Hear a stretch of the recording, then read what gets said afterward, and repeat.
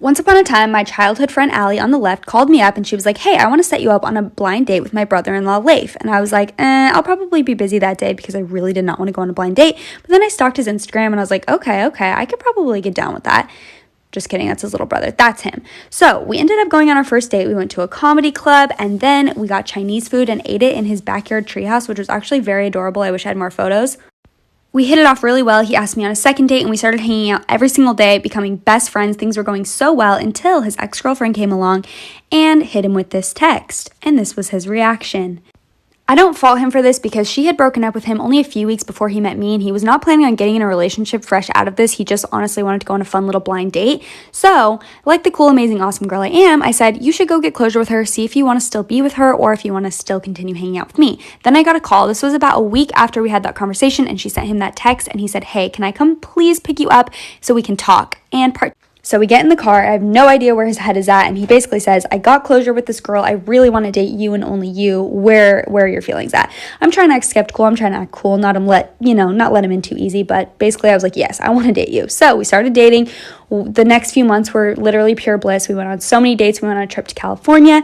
And only 5 months later, he asked me to marry him. And of course, I said yes. It was the best day ever. The proposal was perfect. The ring was so perfect. And I was so happy. And then only a few weeks later, my best friend got engaged as well. So we were engaged at the same time, which was just so freaking fun. 6 months later, we got married, and it was the most perfect day of my whole entire life. Here are some photos from the best day ever. And my childhood bestie that I introduced you at the beginning of the video became my sister-in-law. So how about that? Since then, my husband Leif and I have traveled the world together. We actually end up working together now. And we even got a little puppy that we're obsessed with, and we moved to California, which was our dream. So I know this is going to sound crazy, but I just flew across the country to meet a girl that I met on TikTok to help her drive back to her home in Miami. Here's the story. One of my videos came up on her For You page. She went to my Instagram, I saw her picture, and I was like, she's cute, so I stalked her page pretty hard and then slid into her DMs. We started texting a lot, and then I finally asked her on a FaceTime date, which I got pretty dressed up for, and then we talked a lot. We talked for a few hours every day for the next few weeks, and I was falling pretty hard. I secretly messaged her sister to see if I could send her a few of her favorite snacks, including an old hoodie I wore on a first date. She loved it. We kept talking, and then she was going to come back to Miami to stay with her family, and I had the idea, what if we go on a road trip? What better way to get to know somebody than drive across the country with them? She thought about it and said okay.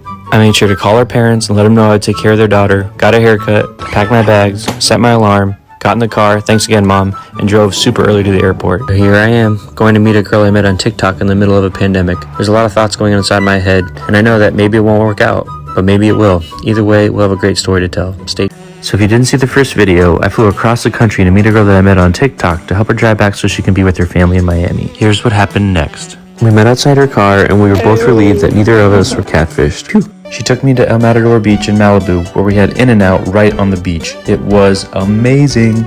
I also jumped in the water and it was really cold. Met her sister's family and we started our road trip. We drove through Vegas and then tried to go to the Hoover Dam, but it was closed. But then found this cool little hike right around the corner. We had a little trouble with almond butter, but then we kept driving and watched the sunset on top of this beautiful mountain just south of the Grand Canyon.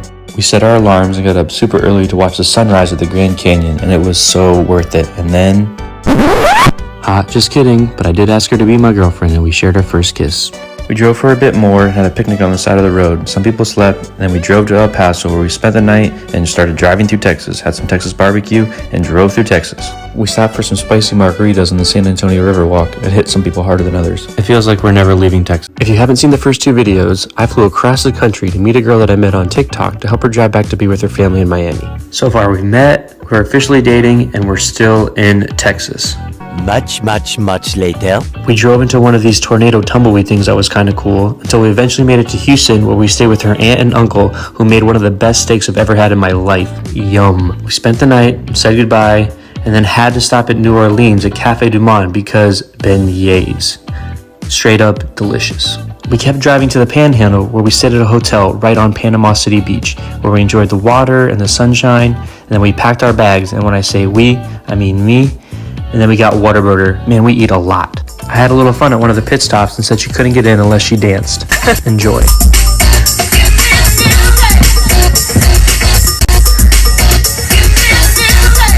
Then we started the last leg of our trip before we meet each other's families.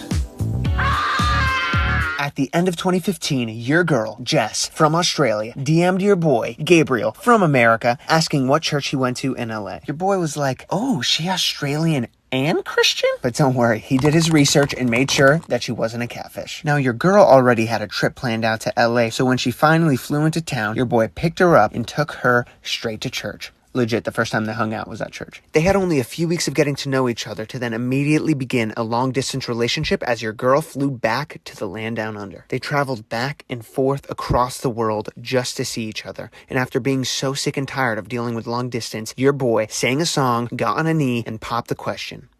She said no.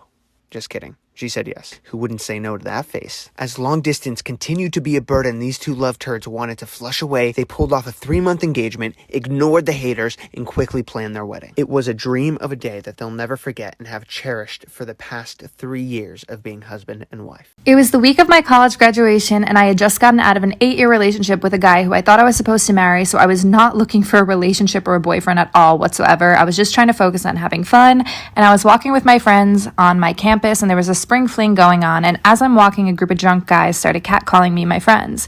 And me being the curious person that I am, I was like, sure, let's go talk to them. I don't even know why I wanted to, but I did.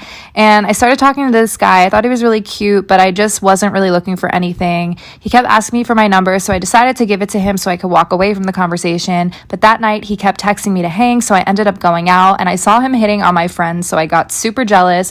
I ended up interrupting them, and we ended up spending the night together and clicking really well. He spent the night at my place, and then I drove him home the next morning, and we got into this super deep convo. I was really surprised and caught off guard, but there is a huge plot twist, like for part 2.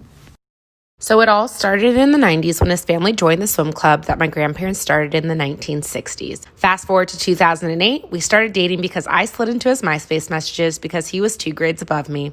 We then became high school sweethearts and went to all the school dances together. We decided to split because we were going to different colleges, but still would see each other every now and then. After college, I visited him in Chicago, and our romance sparked again. We traveled a month together to South Africa, and after our trip, decided I should move to Chicago to give our relationship a shot. We got our first apartment together, and our puppy Jazzy joined us as well. Fast forward 2 years after moving to Chicago, I took a girls' trip to Tulum with my friends. On the last day of vacation, we wanted to end with a fancy dinner to celebrate the trip. Anthony had traveled all the way to Tulum to surprise me at the restaurant with this moment.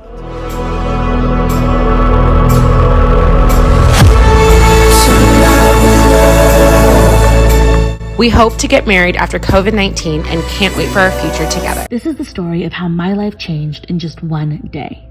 On November 2nd of 2012, I posted a video online announcing that I would be getting an arranged marriage, like my older sister. On November 3rd of 2012, a cute guy I met at the mall named Seth asked me on a date. We dated secretly for months, and when my parents finally found out, they immediately disapproved and wanted me to choose between them and him.